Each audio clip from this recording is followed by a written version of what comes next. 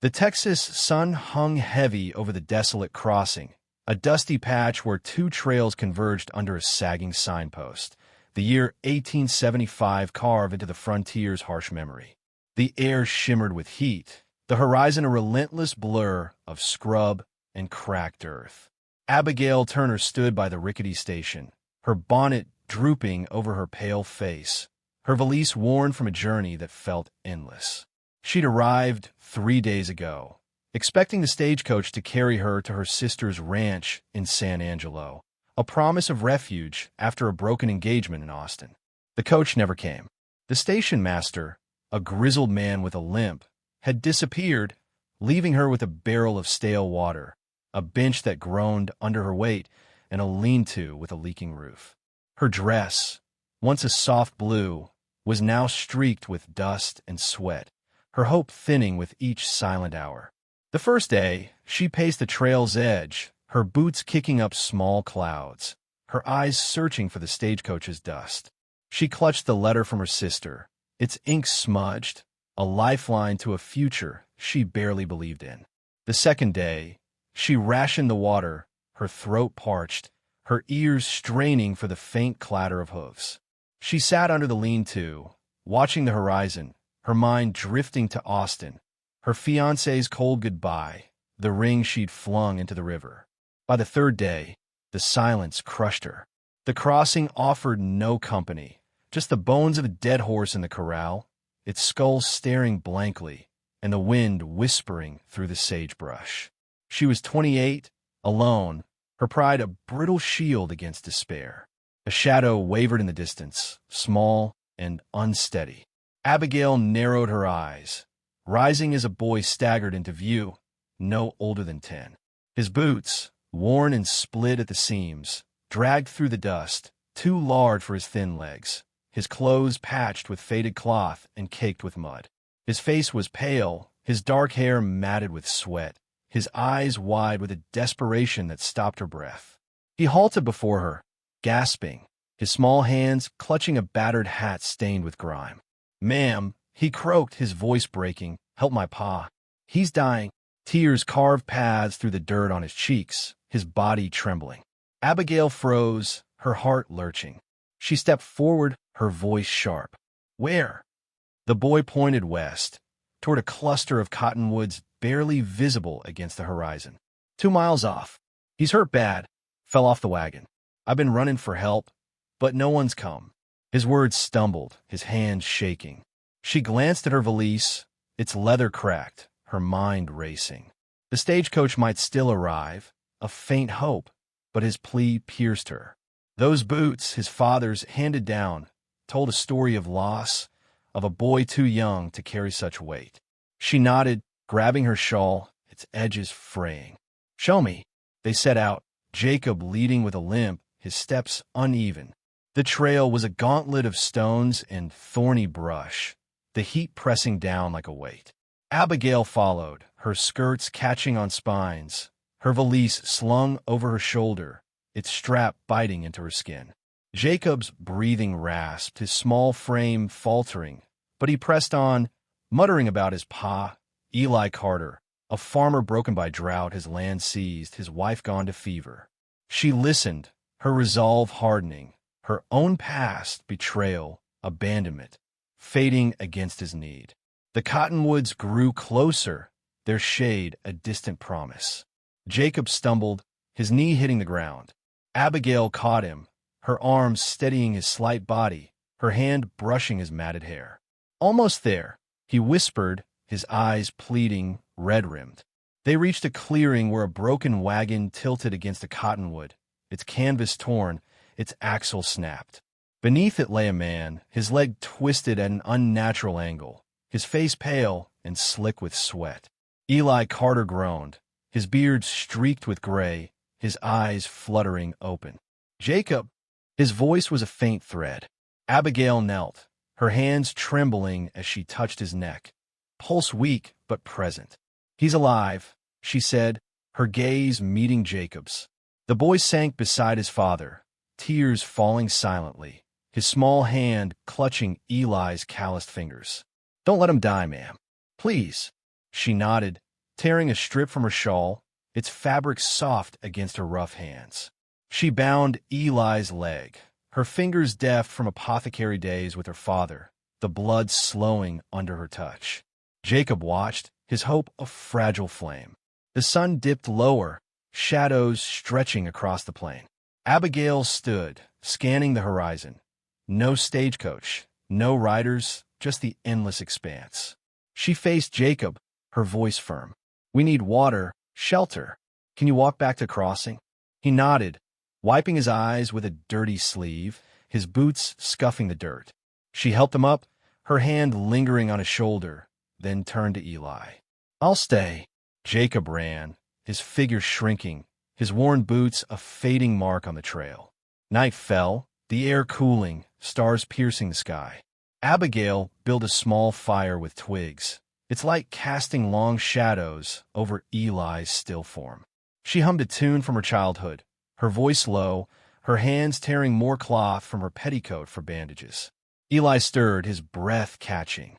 She leaned closer, her shadow falling over him. "Who are you?" he rasped, his eyes searching hers. She paused, her answer a quiet breath. "Someone who couldn't leave." The fire crackled, the crossing a distant memory, her fate now bound to this stranger and his son. The Texas night stretched cold under the cottonwoods, the fire's embers glowing faintly. The year 1875 a silent witness to their fragile stand. Abigail knelt beside Eli Carter, her hands steady as she adjusted the makeshift bandage on his leg. The wagon creaked in a breeze, its broken axle a jagged scar against the tree, its torn canvas flapping like a wounded flag. Eli's breathing rasped, his face pale and slick with sweat, his eyes half open, lost in a haze of pain. Jacob had run back to the crossing, his small figure swallowed by the dark trail, his worn boots leaving faint prints in the dust. Abigail's shawl lay in tatters beside her, her valise a useless burden against the hard ground. She fed the fire with dry twigs, the crackle a sharp break in the silence. Eli stirred, his hand twitching toward her. She leaned closer, her shadow stretching over him, her breath visible in the chill. "Water," he whispered, his voice a thread unraveling. She shook her head, her lips tight, her canteen empty. The barrel was at the crossing, miles away, a distant hope. She would a scrap of cloth with the last drops, pressing it to his cracked lips. He drank, his eyes meeting hers, gratitude flickering, pain lingering, confusion clouding his gaze. She looked away, her mind on Jacob, praying he'd return, her heart heavy with the weight of his absence. Hours crawled by, the stars sharp above, the night air biting her skin. Abigail sat back, her hands raw from tearing cloth, her dress stained with dust and Eli's blood. She thought of Austin, the fiancé who'd turned cold, the ring she'd thrown into the river, the sister waiting in San Angelo. This man, this boy, they were strangers, their lives intersecting hers by chance.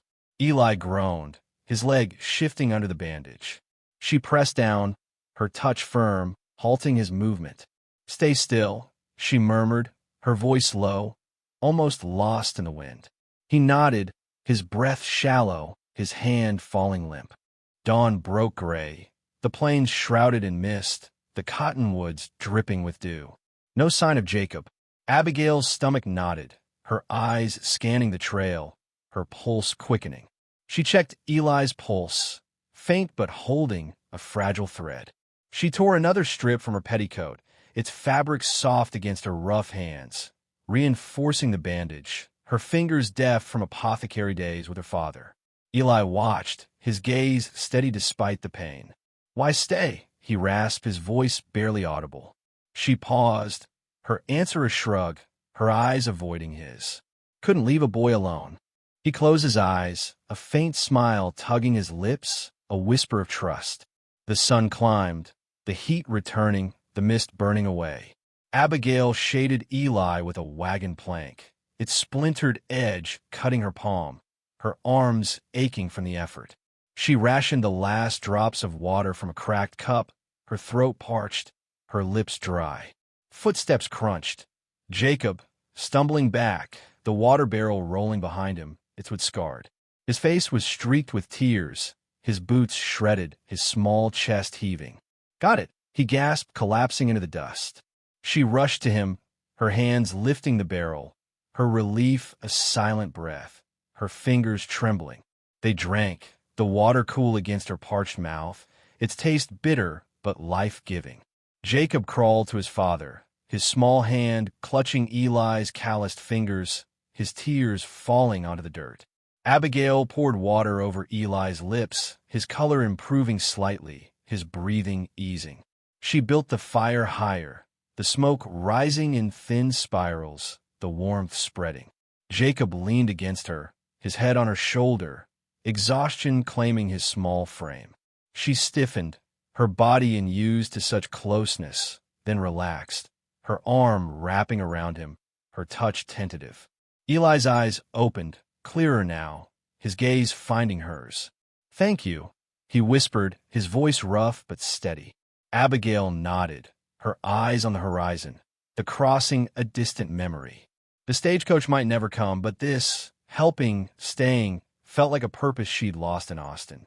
The fire crackled, the days stretching ahead, their survival a fragile thread against the vast 1875 plain.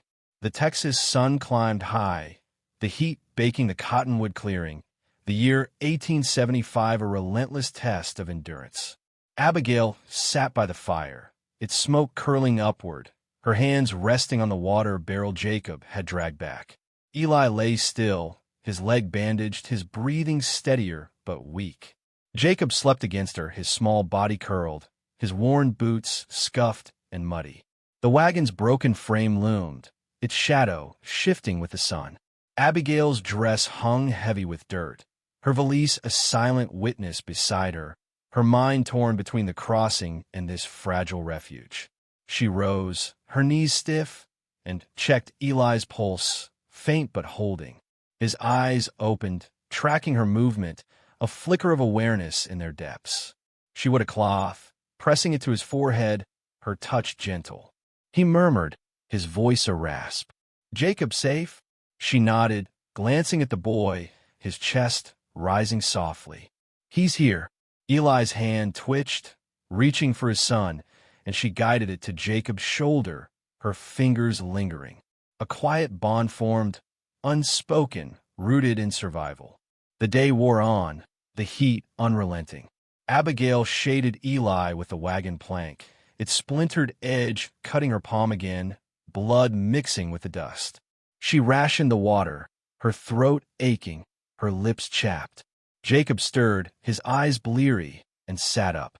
"We need help," he whispered, his voice small. She nodded, her gaze on the horizon. The crossing was too far, but a faint trail led north, perhaps a ranch, a chance. "Can you walk?" she asked. He nodded, his boots scraping the ground. They set out, Abigail supporting Jacob, his limps slowing them.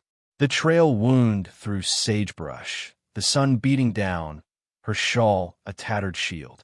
Eli's groans faded behind them, a weight on her conscience. Jacob pointed to a rise, his breath short. "Saw smoke there days ago." She pressed on, her legs burning, her mind on Eli's fading strength. The rise revealed a cabin, its chimney cold, its door ajar. Hope flickered, then died, no one home. Back at the clearing, the sun dipped low. Jacob collapsed by the fire, his tears silent. Abigail knelt beside Eli, his pulse weaker, his skin clammy. She tore her last clean cloth, binding his leg tighter, her hands shaking. Jacob watched, his eyes hollow. "He's gonna die," he whispered. She met his gaze, her voice firm. "Not yet." She built the fire higher, the smoke a signal, her hope a thin thread. Night fell, the stars cold above. A distant neigh broke the silence. Riders.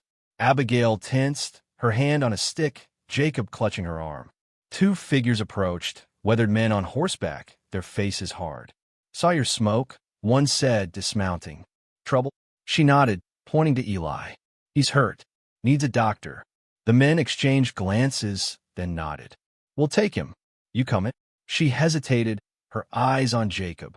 He clung to her, his whisper desperate. "Don't leave." The men loaded Eli onto a horse, his groans soft. Abigail lifted Jacob, settling him behind her on the second horse, her arms around him. The ride was slow, the night deep, the crossing a fading memory. The men spoke of town, the doctor 5 miles off. Abigail held Jacob, his head against her back, her resolve hardening. Eli's fate hung in the balance, her choice binding her to this boy. The Texas night pressed in, the horses' hooves thudding against the trail. The year 1875 a harsh backdrop to their desperate ride. Abigail clung to the saddle, Jacob's small frame pressed against her back, his arms tight around her waist. The two riders led, their silhouettes dark against the moonlit plain, Eli's limp body draped across the lead horse, his groans faint. The air carried the scent of sage and sweat, the tension thick. Abigail's hands ached, her dress torn, her mind on the town ahead, a doctor, a chance. The trail wound through gullies, the horses straining, their breaths visible in the cold. Jacob's head rested on her shoulder, his tears damp against her neck, his whispers lost in the wind. "He'll live, right?" She didn't answer, her eyes on Eli, his chest rising shallowly. The riders pushed on, their faces grim, their voices low. 5 miles, one muttered. "Hope he holds." Abigail nodded, her resolve steel, her past. Austin, the broken engagement, buried under this new weight. Dawn broke, the sky streaked with gray. The town emerged, a cluster of wooden buildings, its single street quiet. The doctor's sign swung creakily, a faded cross, a promise. The riders dismounted, carrying Eli inside, his leg dangling. Abigail slid off, lifting Jacob, his boots dragging. The doctor, a wiry man with graying hair, met them, his hand steady. "Lay him here." They placed Eli on a table, his groans fading to silence.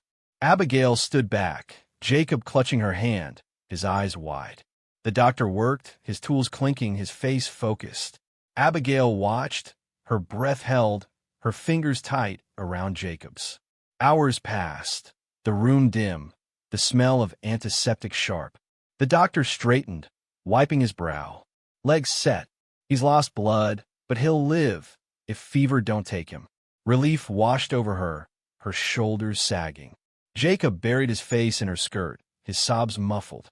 She knelt, her hand on his head, her touch gentle. The riders lingered, their horses tethered outside. "We'll spread word," one said, tipping his hat. "Folks'll know." They left, the street empty again. Abigail sat by Eli, his face pale but breathing, a faint pulse under her fingers. Jacob curled beside her, his boots scuffed, his trust in her eyes. The doctor offered a cot, his voice gruff. "Rest here." She nodded, her exhaustion heavy. Night fell, the town quiet.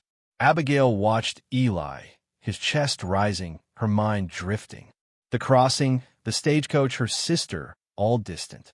This man, this boy, had claimed her. Jacob stirred, his hand finding hers.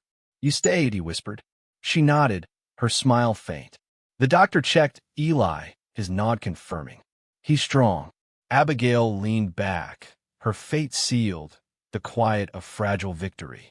The Texas dawn broke soft, the town waking under a pale sky. The year 1875, a quiet testament to their survival. Abigail sat by Eli's cot, her hands folded, her dress a patchwork of stains. The doctor's office smelled of herbs and wood, the silence broken by Eli's steady breathing. Jacob slept on a blanket, his worn boots beside him, his face peaceful. The window framed the empty street, the crossing a distant memory. Abigail's valise leaned against the wall, its contents untouched, her old life fading. Eli stirred, his eyes opening, clearer now. He turned his head, finding her, his voice a rasp. "You saved us." She nodded, her gaze steady, her heart quiet. The doctor entered, his steps soft, his nod confirming. Fever broke. He'll walk again slow. Relief settled, her shoulders easing. Jacob woke, crawling to his father, his small hand on Eli's chest. Eli smiled, weak but warm, his hand covering Jacob's. Abigail watched, her throat tight. Days passed, the town stirring with life. Abigail tended Eli, her hands gentle, her apothecary skills a bridge between them. Jacob followed her, his limp fading, his trust growing. The doctor offered a room, his gruff kindness a surprise. "Stay till he's strong." She nodded, her decision silent. The crossing, the stagecoach, her sister, all slipped away, replaced by this new purpose.